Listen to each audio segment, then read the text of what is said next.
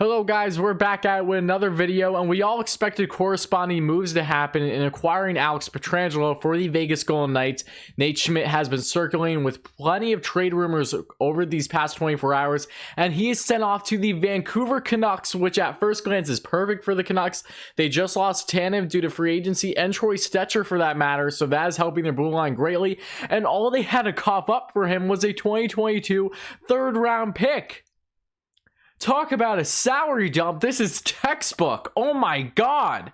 I knew that Vegas had to clear up cap space, but they literally had little to no control in this situation. So hats off to the Canucks for executing on this deal and being one of the teams that Schmidt was willing to go to, because I believe he did have a modified no trade or no move clause. So there was a limited list.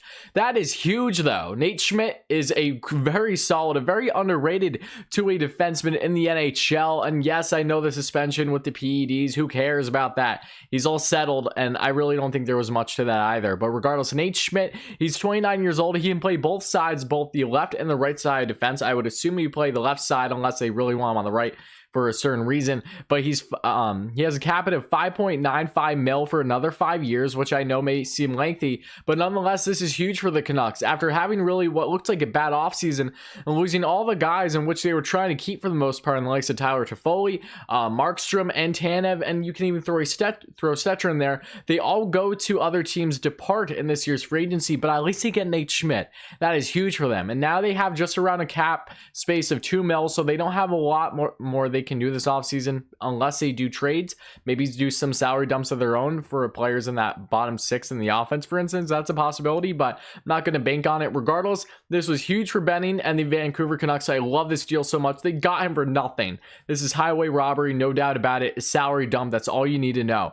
He's 6 foot, 194 pounds, and he was undrafted going into the NHL, and he was signed by the Washington Capitals, in which he was then taken away from the Caps as part of the expansion draft for the Vegas Golden Knights. He was their pick. But in 59 games played over this past season, Schmidt had 31 points, including 7 goals and 24 assists. The year prior, he had 30 points, including 9 goals and 21 assists. His career high season to date was back in the 17-18 season. I believe that was his debut season with the Golden Knights, in which he had 36 points, including 5 goals and 31 assists. And his first 3 years in the NHL were spent with the Capitals, as I mentioned. And then he has 25 points in 68 playoff games, which is really solid for a defenseman. But this is huge for the Vancouver Canucks, because 1, they get him for literally nothing, just a 2022 third round pick. 2, they get another very reliable puck moving defenseman, so they don't have to bank on Hughes as much and put necessarily all on his shoulders, and Edler as well, but it's really just Hughes when it comes to the offensive front for the most part on that defense. So bringing Schmidt into play is really going to help balance things out on that defense, and he's a very solid two-way defenseman. We've seen 2 really solid two-way defensemen dealt today, not even through free agency, just trades itself in both him and Devontae's alike, and I did a video on that trade earlier today if you want to check that after this. But huge move for the Vancouver Canucks. I absolutely love this. If I look at their decor as it is now, I'm feeling a lot more confident when knowing Nate Schmidt is part of there. Even though they lost Tanev and Stecher, they still can make things happen this offseason if they try to move or make some significant trades. That is yet to be seen. But I love this. I love the acquisition of Holtby and Demko as the tandem going forward.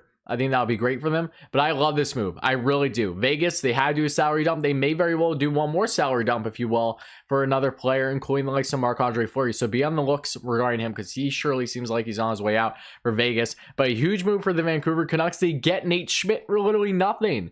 He's such an underrated defenseman in the NHL. I've been a big fan of his.